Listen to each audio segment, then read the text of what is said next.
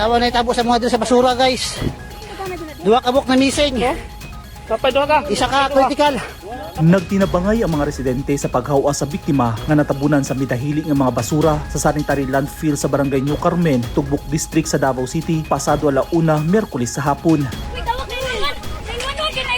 Usang kumpirmadong namatay sa insidente nga gila sa Davao City Police nga usa ka alias Cristel, 31 anyos nga residente sa lugar. Duha ka mga senior citizen ang missing pa hangtod karon nga giilang sila alias Luisa, 78 anyos ug alias Rosita, 67 anyos. Duha sab ang gireport nga naangol nga usa ka alias Lilibeth ug usa ka 16 anyos nga lalaki. Gawa sa tawo og pipila ka mga balay, dunay natabunan nga mga umbak kun bao-bao ug mga motor. Tungod sa nahitabo, temporaryong gipahikling sa barangay gym ang mga pamilyang apektado sa flashlight. Sa report sa CSWDO, gatusan ka mga residente ang ipabakwit. Dito guys, diri no. Mao na ang balay ni nanay diri.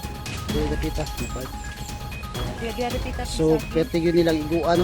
Usa sa nakitang rason sa mga otoridad sa pagdahili sa nagtapunog ng mga basura mo ang pagpundo sa tubig sa ilawom niini tungod sa sigi ug way puas nga ulan hangtod sa nahugmak. Nagpadayon ang search and retrieval operation sa mga otoridad alang sa duha ka missing nga senior citizens. Eugene Hinutan, Newsline Philippines. Stay safe.